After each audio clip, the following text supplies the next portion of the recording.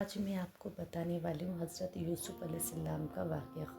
حضرت یوسف حضرت یعقوب کے بیٹے اور حضرت ابراہیم کے پڑپوتے ہیں۔ ان کو یہ شریف حاصل ہے کہ وہ خود نبی ہیں، ان کے والد بھی نبی ہیں، ان کے دادا بھی نبی اور پردادا حضرت ابراہیم ابو الانبیاء نبیوں کے باپ ہیں۔ قرآن میں ان کا ذکر 26 بار آیا ہے اور ان کی یہ بھی فخر حاصل ہے کہ ان کے نام پر ایک سورہ یوسف قرآن میں موجود ہے جو سبق اور نصیحت کا بے نظائر ذخیرہ ہے۔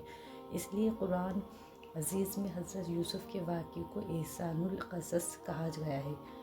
شروع زندگی سے حضرت یوسف کی دماغی اور فطرتی استعداد دوسرے بھائیوں کے مقابلے میں بالکل جدا اور نمایاں تھی۔ ساتھ ہی حضرت یعقوب یوسف کی پیشانی کا چمکتا ہوا نور نبوت پہچانتے تھے اور اللہ کی وحی کے ذریعے اس کی اطلاع پا چکے تھے کہ ان وجہوں سے وہ اپنی تمام اولاد میں حضرت یوسف سے بےحد محبت رکھتے تھے اور یہ محبت یوسف کے بھائیوں سے بےحد شاق اور ناقابل برداشت تھی، اور وہ ہر وقت اس فکر میں لگے رہتے تھے کہ یا تو حضرت یعقوب کے دل سے اس محبت کو نکال ڈالے یا پھر یوسف ہی کو اپنے راستے سے ہٹا دے تاکہ قصہ پاک ہو جائے۔ ان بھائیوں کے حسد بھرے خیالات کو زبردست ٹھیس اس وقت لگی جب یوسف نے ایک خواب دیکھا کہ 11 ستارے اور سورج و چاند ان کے سامنے سجدہ کر رہے ہیں۔ حضرت یعقوب نے یہ خواب سنا تو سختی کے ساتھ ان کو منع کر دیا کہ اپنا یہ خواب کسی کے سامنے نہ دہرانا، ایسا نہ ہو کہ ان کو سن کر تیرے بھائی بری طرح پیش آئے، کیونکہ شیطان انسان کے پیچھے لگا ہے اور تیرا خواب اپنی تعبیر میں بہت صاف و واضح ہے۔ لیکن حسد کی بھڑکتی ہوئی آگ نے ایک دن یوسف کے بھائیوں کو ان کے خلاف سازش کرنے پر مجبور کر دیا۔ ان میں سے ایک نے کہا، یوسف کو قتل نہ کرو، اس کو گمنام کنویں میں ڈال دو کہ اٹھا لے جائے، اس کو کوئی مسافر اگر تم کو کرنا ہی ہے۔ اس مشورے کے بعد سب جمع ہو کر حضرت یعقوب کی خدمت میں حاضر و کہنے لگے، اے باپ کیا بات ہے، میں تجھ کو یوسف کے بارے میں ہم پر اعتماد نہیں ہے، حالانکہ ہم اس کے خیرخواہ ہیں۔ حضرت یعقوب سمجھ گئے کہ ان کے دلوں میں کھوٹ ہے۔ یعقوب نے کہا، مجھے اس سے رنج اور دکھ پہنچتا ہے کہ تم اس کو اپنے ساتھ لے جاؤ اور مجھے یہ ڈر ہے کہ اس کو بھیڑیا کھا جائے اور تم غافل رہو۔ یوسف کے بھائی نے یہ سن کر ایک زبان ہو کر کہا، اگر کھا گیا اس کو بھیڑیا جبکہ ہم سب طاقتور ہیں تو بے شک اس شکل میں تو ہم نے سب کچھ گنوا دیا۔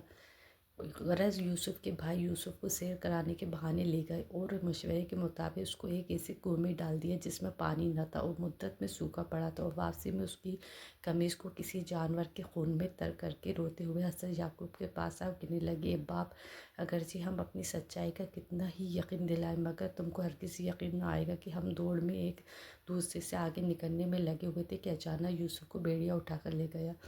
حضرت یعقوب نے یوسف کے لباس کو دیکھا تو خون سے لثپث تھا مگر کسی ایک جگہ سے بھی پھٹا ہوا نہ تھا اور نہ چاک دامن تھا۔ فوراً حقیقت بھاپ کر گئے، مگر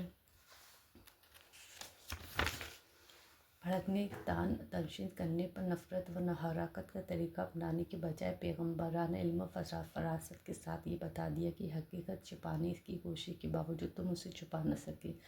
حضرت یعقوب نے کہا، یہ ہرگز نہیں کہ بلکہ بنا دی گئی تمہاری نفسوں میں تمہارے لیے ایک بات اب صبر سے بہتر ہے، اور جو بات تم ظاہر کرتے ہو اس پر اللہ ہی سے مدد مانگتا ہوں۔ ادھر یہ باتیں ہو رہی تھی کہ ادھر جہازی اسماعیل کو ایک قافلہ شام سے مصر کو جا رہا تھا۔ کنواں دیکھ کر انہوں نے پانی کے لیے ڈول ڈالا۔ یوسف کو دیکھ کر جوش میں شور مچایا، بشارت ہو، ایک غلام ہاتھ آیا۔ غرض اس طرح حضرت یوسف کے اسماعیلی تاجروں کے قافلے نے اپنا غلام بنا لیا اور تجارت کے مال کے ساتھ ان کو بھی مصر لے گئے اور بازار میں رواج کے مطابق بیچنے کے لیے پیش کر دیا۔ اس وقت شاہی خاندان کا ایک رئیس اور مصری فوجوں کا افسر وہ توفیقات بازار میں گزر رہا تھا۔ اس نے کہا، خرید لیا۔ اپنے گھر لا کر بیوی کو سے کہا، دیکھو اس کو عزت سے رکھو، کچھ عجب نہیں کہ یہ ہم کو فائدہ بخشے، ہم اس کو اپنا بیٹا بنا لیں۔ فوتی کار نے حضرت یوسف کو اولاد کی طرح احتیاط احترام سے رکھا اور اپنے تمام معاملے اور دوسری ذمہ داریوں کی سپرد کر دی۔ یہ سب کچھ اللہ کی منشا کے مطابق ہو رہا تھا اور اسی طرح جگہ دی ہم نے یوسف کو اس ملک میں اور اس وقت واسطے کہ اس کی سکھائے باتوں کو نتیجہ و مطلب نکالنا، اور اللہ طاقتور رکھتا ہے اپنے کام میں، لیکن اکثر آدمی ایسے ہیں جو نہیں جانتے۔ کنویں میں ڈالے جانے اور غلامی کے بعد حضرت یوسف کی ایک اور آزمائش شروع ہوئی۔ یہ تھی حضرت یوسف کی جوانی کا عالم تھا، حسن اور خوبصورتی کا ایک ایسا پہلو نہ تھا جو ان کے اندر موجود نہ ہو۔ عزیز مصر کی بیوی دل پر قابو نہ رکھ سکی اور یوسف پر پرنوار نثار ہونے لگی۔ مگر نبوت کے لیے منتخب آدمی سے بھلا یہ کیسے ممکن تھا کہ عزیز کی بیوی کے ناپاک ارادوں کو پورا کرے؟ قرآن میں پیش آنے والے واقعہ کا ذکر اس طرح ہے: اور فلسفہ یوسف کو اس عورت نے جس کے گھر میں وہ رہتے تھے اس کے نفس کے معاملے میں دروازے بند کر دیے اور کہنے لگی، آ میرے پاس آ۔ یوسف نے کہا، خدا کی پناہ۔ بہرحال حضرت یوسف دروازے کی طرف بھاگے تو عزیز کی بیوی نے پیچھا کیا اور دروازہ کسی طرح کھل گیا۔ سامنے عزیز مصر اور عورت کا چچیرا بھائی کھڑے تھے۔ عزیز مصر کی بیوی بولی، کہنے لگی، اس شخص کی سزا کیا ہے جو تیرے اہل کے ساتھ برائی کا ارادہ رکھتا ہو، مگر یہ کہ قید کر دیا جائے یا دردناک عذاب میں مبتلا کر دیا جائے؟ یوسف نے کہا، اسی نے مجھ کو میرے نفس کے بارے میں فسلایا تھا اور فیصلہ کیا عورت کے ہی گھرانے کے ایک آدمی نے کہ اگر یوسف کا پیغام سامنے سے چاک ہے عورت سچی ہے اور یوسف جھوٹا ہے، اگر پیچھے سے چاک ہے تو عورت جھوٹی ہے اور یوسف سچا ہے۔ پس جب اس کی قمیص کو دیکھا گیا تو پیچھے سے چاک تھا۔ کہا، بے شک یہ عورت اور یہ تیرے مکار فریب ہے، بے شک تمہارا مکار بہت بڑا ہے۔ یوسف، تم اس معاملے سے درگزر کر، اے عورت تو اپنے گناہ کی معافی مانگ، تو بے شک خطا گار ہے۔ عزیز مصر نے اگرچہ فضیلت اور رسوائی سے بچنے کے لیے اس معاملے کو یہیں پر ختم کر دیا، مگر بات چھپی نہ رہ سکی۔ قرآن مجید میں آتا ہے، اگر جب اس معاملے کو چرچا پھیلو تو شہر کی کچھ عورتیں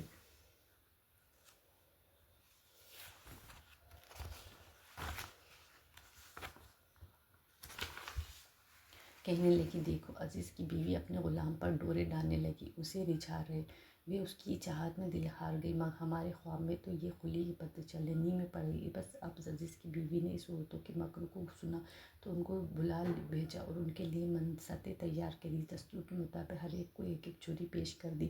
پھر یوسف سے کہا، ان سب کے سامنے نکل آؤ۔ جب یوسف کو ان عورتوں نے دیکھا تو اس کی بڑائی کے قائل ہو گئے، انہوں نے اپنے ہاتھ سے کاٹ لیے، بے اختیار پکار اٹھی، یہ تو انسان نہیں، ضرور ایک فرشتہ ہے، بڑے رتبے والا فرشتہ۔ عزیز کی بیوی بولی، تم نے دیکھا یہ وہ آدمی ہے جس کے بارے میں تم نے مجھے تانے دیے؟ عزیز کی بیوی نے یہ بھی کہا، بے شک میں نے اس کا دل اپنے قابو میں لینا چاہا، مگر وہ بے قابو نہ ہوا، مگر میں کہہ دیتی ہوں اگر اس نے میرا کہنا نہ مانا تو یہ ہو کر رہے گا کہ یہ قید کیا جائے اور بے عزتی میں پڑے۔ حضرت یوسف نے جب یہ سنا اور عزیز کی مصر کی بیوی کے علاوہ سب عورتوں کے چریتر اپنے بارے میں دیکھے تو اللہ کے حضور میں ہاتھ پھیلا کر دعا کی، کہنے لگے، یوسف نے کہا، اے میرے پروردگار، جس بات کی طرف یہ مجھے بلاتی ہیں مجھے اس کے مقابلے میں قید خانے میں رہنا زیادہ پسند ہے۔ اگر تو مجھے ان کے مکر کو مجھ سے نہ ہٹا دیا اور میری مدد نہ کی تو میں ان کی اور جھک نہ جاؤں، نادانوں میں نہ آ جاؤں۔ بس اس کے رب نے اس کی دعا قبول کی اور اس کو